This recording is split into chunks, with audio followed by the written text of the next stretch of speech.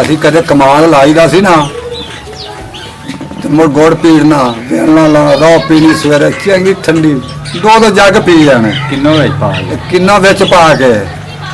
ਤੇ ਬੜਾ ਚੱਸ ਵੱਜਦੀ ਸੀ ਤੇ ਹੁਣ ਨਾ ਖਾਣ ਨੂੰ ਲੱਭਦਾ ਨਾ ਰੋ ਲੱਭਦੀ ਤੇ ਬੰਦੇ ਹੁਣ ਖਤਮ ਹੋਏ ਪਏ ਨੇ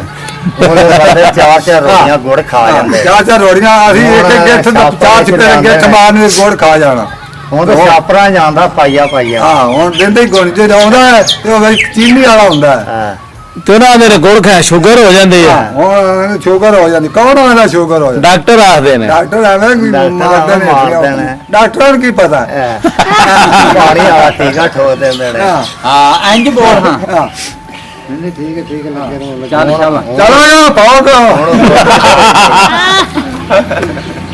ਨਾਲੇ ਸ਼ੱਕਰ ਬੜੀ ਠੰਡੀ ਹੁੰਦੀ ਸੀ ਸ਼ੱਕਰ ਬਣਾਉਣੀ ਤੇ ਗਾਹ ਜਾਂਦੇ ਹੁੰਦੇ ਸਨ ਕਣਕਾਂ ਹੁਣ ਆ ਮਸ਼ੀਨਾਂ ਚੱਲ ਗਈਆਂ ਚੱਲ ਰਹੇ ਨੇ ਲੱਗੇ ਹਾਲ ਹੋਣੇ ਪੜਦਾ ਵਾਲੇ ਉੱਠ ਕੇ ਚੱਲ ਬਸ ਤੇ ਸੱਤੂ ਬਣਾਉਣੇ ਜਵਾਂ ਦੇ ਤੇ ਪੀਣੇ ਠੰਡਾ ਹਾਂ ਹੁਣ ਥੋੜਾ ਬਿਮਾਰ ਹੁੰਦਾ ਭਾਈ ਹੋਏਦਾ ਡਾਕਟਰਾਂ ਕੋਲ ਜਾਈਦਾ ਟੀਕਾ ਲਾਉਂਦੇ ਪਾਣੀ ਵਾਲਾ ਟੀਕਾ ਠੋਕ ਦੇ ਦੇਣੇ ਹਾਂ ਉਧਰ ਨੂੰ ਮੂੰਹ ਕਰਦਾ ਨਹੀਂ ਜਿੱਦੇ ਮਰਜ਼ੀ ਖਿੱਚ ਲੈ ਆਦਾ ਪਰਾ ਦਫਾਗਾ ਗੱਲਾਂ ਬਾਤਾਂ ਹੁੰਦੀਆਂ ਨੇ ਡੇਰੇ ਬੈ ਕੇ ਹੋਰ ਕੀ ਹੁੰਦਾ ਤੇ ਤੂੰ ਅਸਲੋਂ ਪੜਾ ਚੌਲ ਦਾ ਮਿੱਠਾ ਖਾਣਾ ਚੌਲ ਖਾ ਮਰਨ ਤੋਂ ਪਹਿਲਾਂ ਚੌਲ ਖਵਾ ਦੇਣਾ ਹੁਣ ਤੇ ਬਾਲਾਂ ਕੋ ਨਹੀਂ ਤੇਰਾ ਖਵਾਣੇ ਨਹੀਂ ਬਾਲਾਂ ਕੋ ਨਹੀਂ ਖਵਾਣੇ ਮਿੱਠੇ ਦੋ ਡੇਗਾ ਚੌਲ ਖਵਾ ਦੇਣਾ ਆਪਣੇ ਚੱਲ ਲਾ ਤੇ ਦੋ ਖਵਾ ਦੇ ਜਾਂਦਿਆਂ ਜਲੀਲ ਕੀ ਹਾਲ ਚਾਲ ਹੈ ਚੰਗੇ ਨੇ ਵਾਹ ਵਾਹ ਠੀਕ ਹੈ ਮੂੰਜੀ ਮੁੜ ਕਿੰਨੀ ਨਿਕਲੀ ਮੁੰਜੀ ਬੜੀ ਨਿਕਲੀ ਕਿੰਨੀ ਫੇਰ ਵੀ ਤੇਲਾ ਪੈ ਗਿਆ 5 ਮਣ ਨਿਕਲੀ ਤੇਲਾ ਪੈ ਗਿਆ ਤੇਲਾ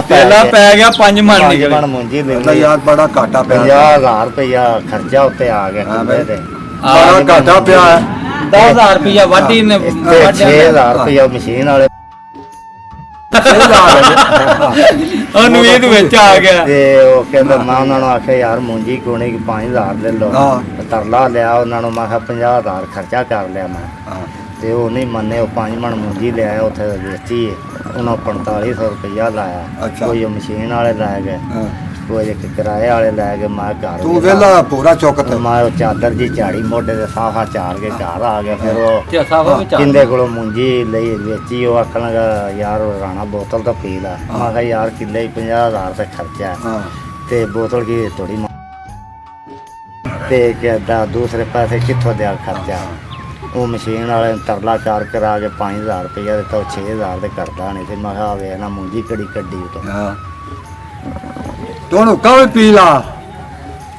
ਇਹ ਤਾਂ ਕੰਮ ਹੁੰਦਾ ਹੀ ਰਹਿੰਦਾ ਚਲੋ ਅਗਲੇ ਸਾਲ ਸਹੀ ਅਗਲੇ ਸਾਲ ਅੱਲਾ ਦੇਗਾ ਅੱਲਾ ਦੇਗਾ ਹੁਣ ਕਣਕ ਕੱਢਾਂਗੇ ਅੱਲਾ ਸ਼ਾਇਦ ਭਾਗ ਲਾ ਦੇ ਕਣਕ ਤੇ ਕਣਕ ਜੇ ਖਰਚੇ ਖੁਰਚੇ ਪੂਰੇ ਹੋ ਜਾਂਦੇ ਬੂਆ ਕੁੱਟੀ ਖੜੇ ਨੇ ਕਿੰਨਾ ਦਾ ਦੇਣਾ ਅਗਲੇ ਰੋਜ਼ ਆ ਜਾਂਦੇ ਉਹਨਾਂ ਨੂੰ ਆਖਿਆ 5 ਮਣ ਮੁੰਜੀ ਹੋਈ ਮੈਂ ਕਿੰਦੇ ਦੇ ਹੁਣ ਚੌਲ ਖਾਣ ਕੋ ਨਹੀਂ ਜਾਣਾ ਚੌਲ ਖਾਣ ਜਾਣਾ ਖਤਮ ਤੇ ਜਾਣਾ ਜਾਣਾ ਹੁਣ ਟੁੱਕ ਪਾਸੇ ਹੀ ਖਾਣਾ ਘਰ ਸ਼ਾਇਦ ਕੋਣੀ ਹੈਗੀ ਅੱਛਾ ਹੈ